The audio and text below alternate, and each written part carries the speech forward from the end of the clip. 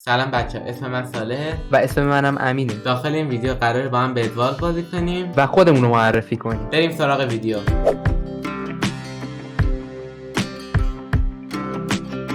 خب بچه، اسم من صالحه. من بخوام در مورد خودم بگم، حدوداً 3 سالی میشه با کار تولید محتوا آشنام. یه دونه کانال آپارات دارم، کانال یوتیوب هم دارم و حالا در مورد خودم باز بیشتر صحبت میکنم. اگه میخواد امین یه مقدار در مورد خودش بگه، در مورد کاری که قراره تو کانال انجام بده، چه کارایی بر عهده اونه، یه ذره صحبت کنه تا باز من در مورد خودم بیشتر صحبت کنم. بچه‌ها من و صالح کلا این چنل رو واسه همین ویدیوهای بدوار، حالا بدوارز نه، کلا محتوای چنل که ما برنامه‌مون همین بود از اول که بیایم با هاردکور کلا شروع کنیم. حالا یک مسائل و مشکلاتی هست، فعلا با بدوارز و از اینجور ویدیو شروع می‌کنیم، ولی فقط شاید یکی دو تا ویدیو بدوارز بذاریم، اصلا معلوم نیست. بعد شروع می‌کنیم هاردکور می‌ذاریم و خب چنلم کلا به احتمال خیلی زیاد ویدیو اصلی که پنجشنبه میاد. خب اما اگر بتونیم و وقتشون اوکی باشه سه شنبه هم ویدیو میذاریم. بعد بچه کار چنلم کلا به دو دسته تقسیم میشه که اون تامنیل و ادیت ویدیو، که ادیت ویدیو رو صالح انجام میده اما تامنیل رو من انجام میدم و میزنم. در کل هر دو تایمونم آشنا هستیم با این محیط، ولی خب صالح همونطوری که گفتش این کارا رو انجام داده. حالا تو شبکه‌های اجتماعی مثلا سوشال میدیا اینا هم، اینستاگرام و دیسکورد و اینا هستیم، تلگرام هم داریم. حالا اونا رو لینکاش اینا رو میذاریم توی دیسکریپشن و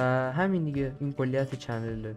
خب همونطور که امین صحبت جامع کاملی داشت، آره من ادیت ویدیو بر عهده منه، تامنیلا رو امین میزنه. اگه نظر ایده داشتین که ادیت خاصی رو مد نظرتون بود حتما بگید. و بچه هر دوتایمون همسن همدیگه، من 15 سالم، خب همسنیم، مثلا هم 15 سالشه و به غیر از سنمون هم این که هر دوتایمون من سال مشهدیم و توی مشهد زندگی میکنیم. ولی بازم همونطور که امین گفت چون ما محتوای اصلیمون هاردکوره، اگه بدوار رو دوست داشتین بدوار هم میتونیم ادامه بدیم، حالا یک هفته در میون، چون به خاطر کار مدرسه و اینا به احتمال تو دوران سال تحصیلی همون پنجشنبه فقط بتونیم ویدیو بدیم. یک هفته در میون اگه بدوار دوست داشتین بدوار هم براتون میذاریم. و بچه در رابطه با آینده چنلم، فعلا استارتمون یعنی چنلمون رو میخوایم با ماینکرافت شروع کنیم. ما زمانی که میخواستیم چنل رو شروع کنیم واقعا کانتنت نبود و میخواستیم یه کانتنتی باشه که حوصله سربر نباشه. در آینده اگر بتونیم با کانتنت های دیگه جلو میریم، چون که هنوز اونقدر دستمون باز نیست تو کانتنت، اما برنامه دیگه ای هم داریم به غیر از ماینکرافت، برنامه دیگه ای هم داریم، فقط استارتمون با ماینکرافت تا یکم چنل را بیفته. خب بچه‌ها همین دیگه، صحبت خاص دیگه ای نداریم باهاتون، فقط امیدوارم از کانتنتی که میذاریم خوشتون بیاد و